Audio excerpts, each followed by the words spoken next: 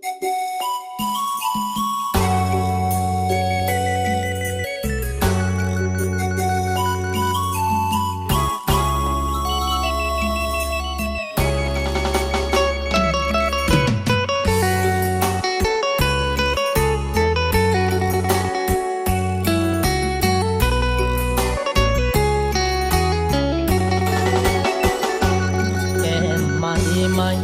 ิ่งเล่าไม่ใสบ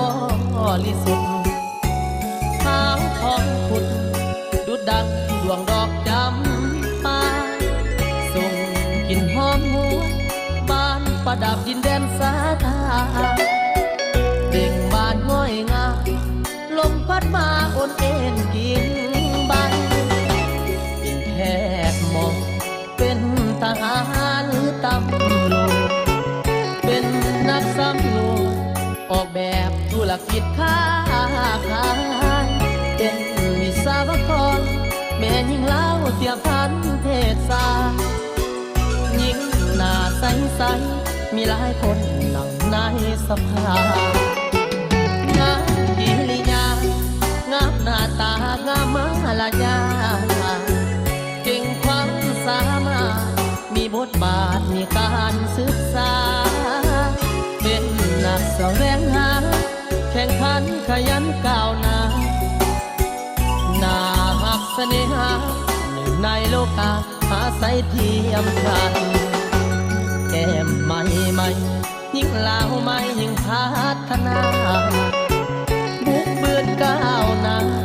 มีเกียรติมีอุดมการณ์เป็นนักต่อสู้ที่ศัตรูประจันมายิ่งหน้าวันมามีหลายคนเป็นวีรชน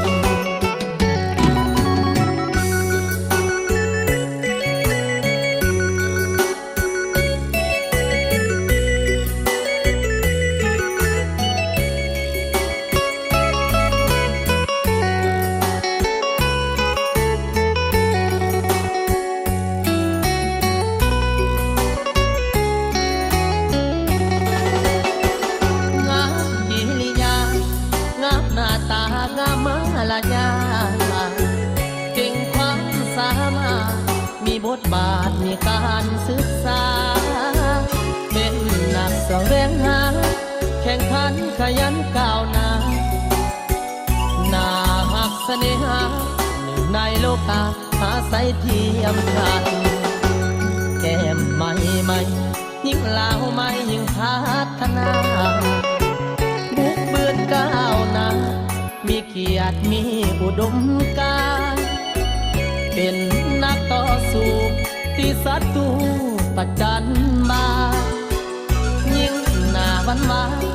มีหลายคนเป็นวีรชน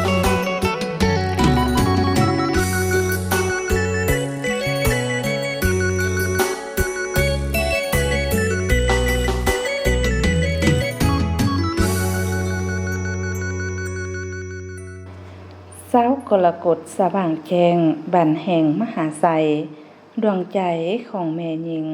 สื่นสมละอองอางบ้านแม่หญิงถับมางไข่ทางสังกัดใหม่ซิดสื่อเสียงหยาดใดเทียมเท่าทอสายแท้แล้วน้ำใจบันทึกสาวกรกฎหมั่นยืน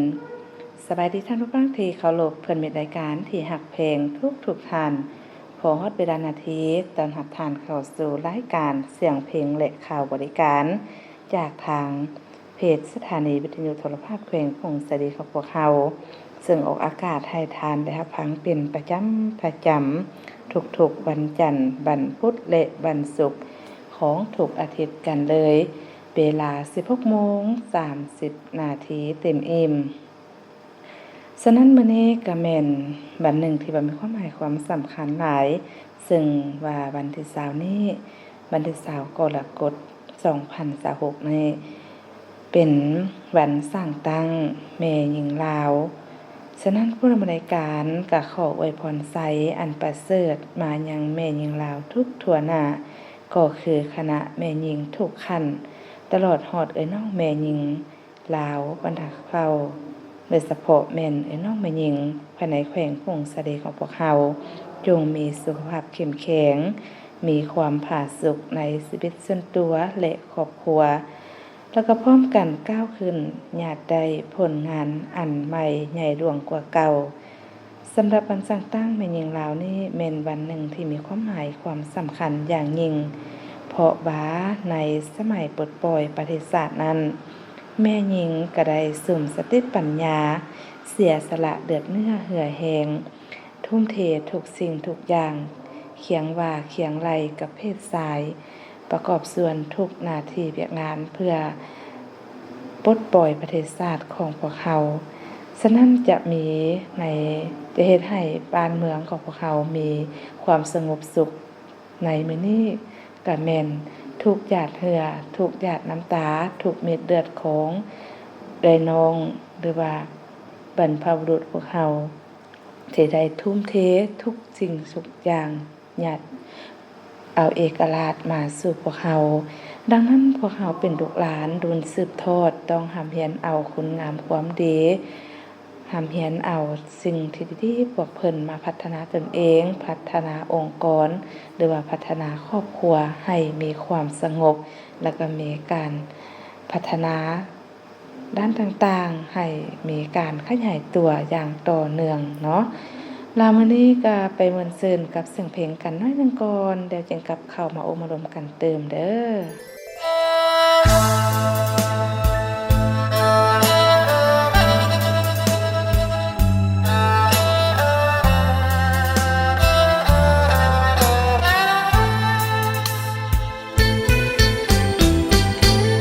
สายอื่นเมืองแสนมาจากเมืองแทนเมืองแม่นแดนสวรรค์บอกเคยจะคิดผูกพันบ่อยากได้เป็นมิ่งควรหอมควรแม้นยามนิทราสายหนึ่งเท่านี้เป็นยอดสาตรีเป็นที่ปรารถนาบ่ลืมพอเสี้ยวเวลาอยากอยู่เป็นคู่เสน่หาไกลตาคงมองหรือดี ดาวเดือนเกื้อนฟ้าแทนพระสุธาเงินทองเข้าของมากมีบ่ได้กระตุกตุ้นเตือนลืมอายจากดียิ่งหักยิ่งหวงเต็มทีอยากให้นารีมีน้องคนเดียวสายหนึ่งเท่านั้นที่น้องใฝ่ฝันคืนวันผู้เดียวหลับตามื่นตาอยากเห็นสายเดียวบ่อยากให้ไผมาเลี้ยวก้มเกี่ยวอายเลย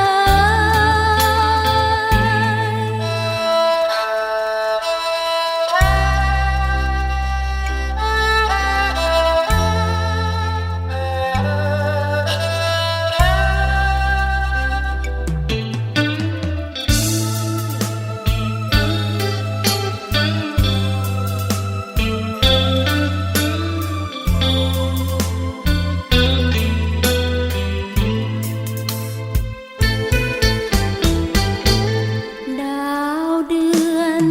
เกื้อนฟ้าแทนพระสุธาเงินทองเข้าของมากมีบ่ได้กระตุกตุ้นเตือนลืมอายจากดียิ่งหักยิ่งหวงเต็มทีอยากให้นารีมีน้องคนเดียวสายหนึ่งเท่านั้น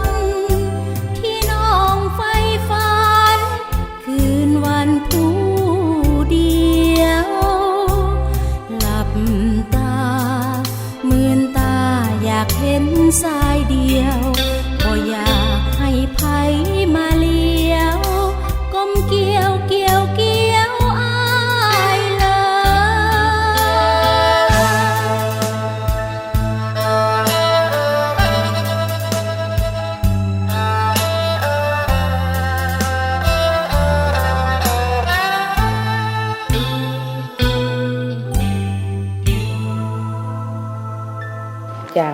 เป็นอะไรกันได้เนาะเสียงเพลงม่วนๆที่ผู้ดำเนินรายการนำมาภาคต้นให้ทานก็ได้จบลงไปแล้วเนาะ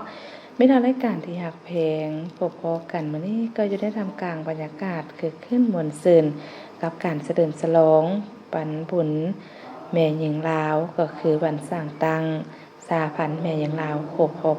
71 ปี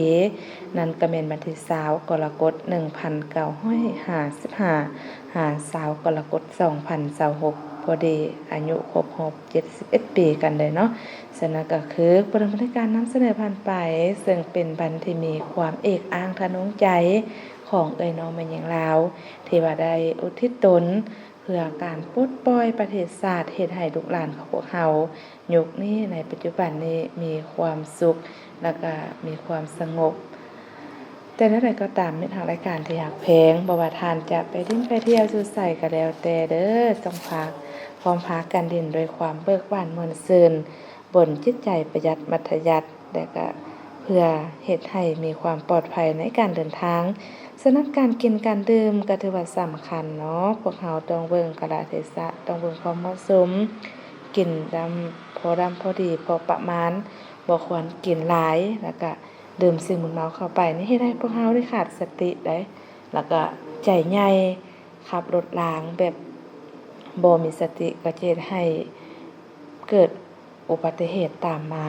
ตัวนี้ก็ถือว่าเป็นปรากฏการณ์ย่อท้อตัวหนึ่งเนาะฉะนั้นก็ฝากนำทุกท่านให้มีสติในการกินการดื่มการไปการมากันอีกเด้อเพราะว่าการเดินทางไกลหรือว่าการเดินการเที่ยวก็มีความเสี่ยงต่ออุบัติเหตุเด้ถ้าพวกเขาดื่มสิ่งมึนเมาหลายเกินไป